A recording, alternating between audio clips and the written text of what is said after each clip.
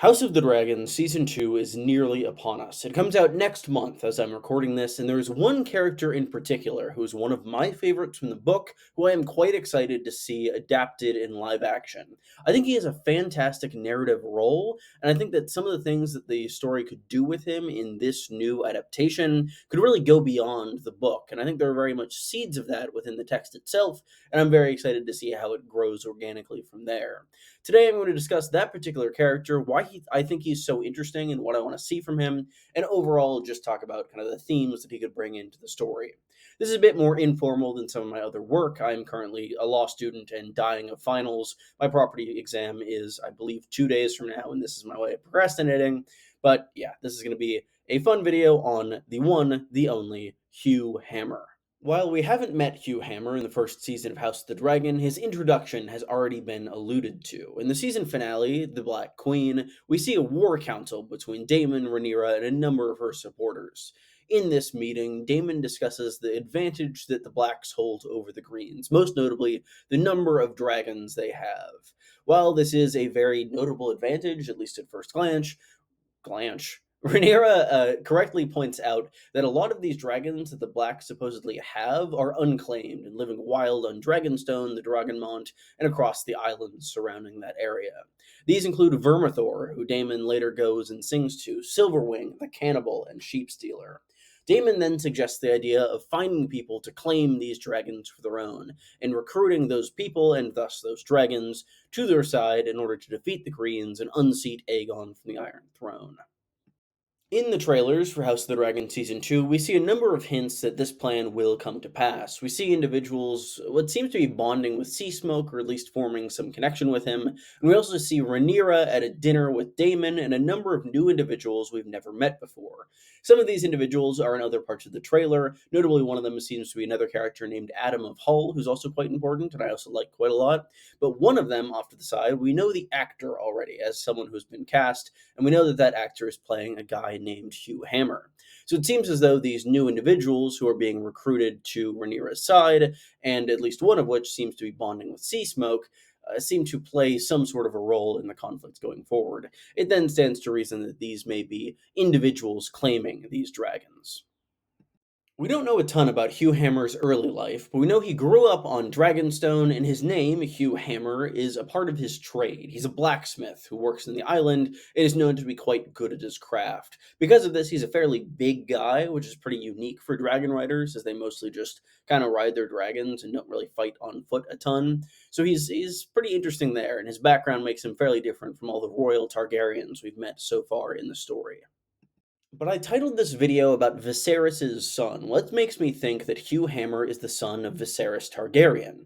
I'm going to have two kind of spoiler warnings in this video. One here for some light spoilers, if you want to make sure you know nothing going in, cut out here. And one for major spoilers later on, which I will give later, as I said. But the main reason I think Hugh Hammer is the son of Viserys Targaryen is dragon dreams. At one point in the books, Hugh Hammer mentions having had a dream that when a hammer falls on a dragon, a new king will rise. How he interprets this will play out in the story later, but this vision does appear to be very accurate and very far in the future. We know from the main series that when Rhaegar Targaryen, known as the Last Dragon, is struck down by a hammer by Robert Baratheon on the Trident, a new king rises and the Targaryen dynasty falls.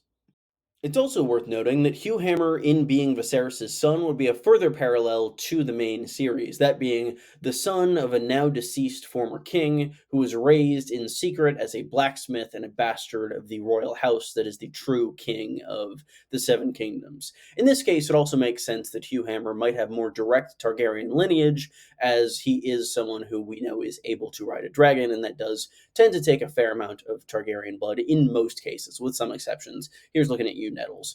But additionally, I think that Viserys, being someone who thinks himself a dragon dreamer, whether or not that actually ends up being the case is up for debate. I go back and forth on that myself, but we do know that his daughter, Helena, is a dragon dreamer. She very much has visions throughout the first season. I have a very old video about that from, I think, right after episode 6 aired, and she was kind of revealed as a dragon dreamer. I think it was episode 7. I'm wrong about that.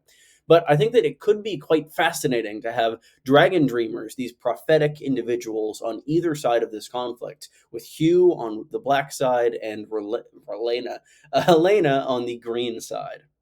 This is where I give my full warning about big spoilers. If you don't want to get, I would say season 3 and or 4 of House of the Dragon spoiled, I would clock out here and just like and subscribe and all that typical stuff. And if you don't care about spoilers or read the books, still do those things and keep watching. I'm so glad I can stop being vague and pretending I don't know what I'm talking about. So Hugh Hammer claims Vermithor and ends up betraying Rhaenyra later on in the war.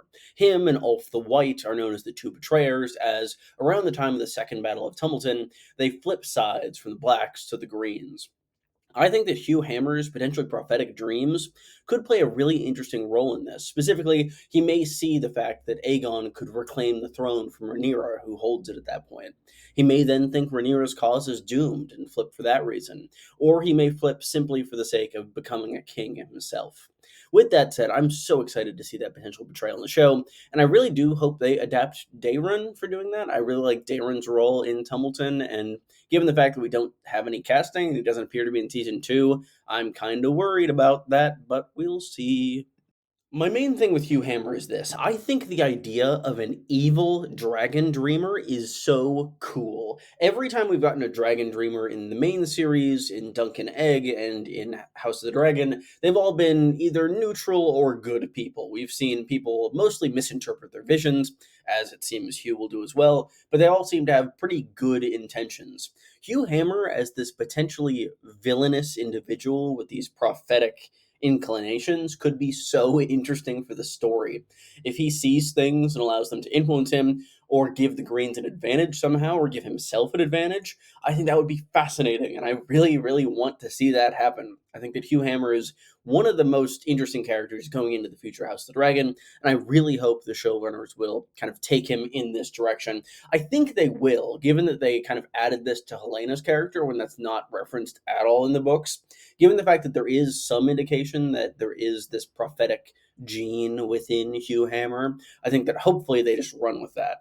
It's also worth noting that Hugh almost inherited the Rosby lands, which makes him very envied and a feast for crows, I'm sure. Rhaenyra stopped him for some reason, but I would argue that's probably the worst thing Rhaenyra ever does. And while I'm here, while I'm talking about House of the Dragon Season 2, I want to talk about one very slight worry that I have about the second season that I haven't seen other people talk about while I'm still in spoiler mode here. Heavy spoilers for what will probably be the first episode of House of the Dragon Season 2, but Blood and Cheese worries me just a little bit.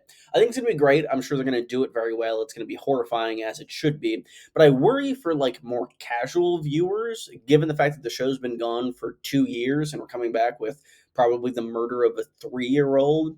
That might scare people away. My mom watches this show, and I worry that she might not necessarily like to see that. I think I'm probably just scarred. Back in the day, a million years ago, I was a big fan of The Walking Dead before it got terrible, and I saw a lot of people end up leaving the fan community just due to the kind of terrible beginning of season 7 with the brutal death of two beloved characters. And while these children aren't necessarily beloved characters, they are children, which I don't know, might kind of jump the line. But I hope I'm wrong. I think I'm probably wrong and just paranoid, but that's been a thought that's been rattling around in my brain for the better part of a year. So I figured I might as well share it.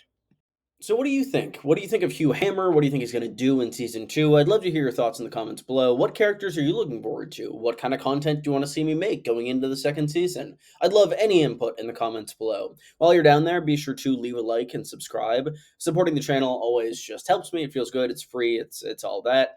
And yeah, I can use whatever mental health help I can during finals season here. Thank you all again so much for watching. I'll be back with more typical, kind of more well-researched analytical content and not just me talking into a microphone at length about a character I find interesting. So yeah, I'll have more of that in the very near future. Goodbye, folks.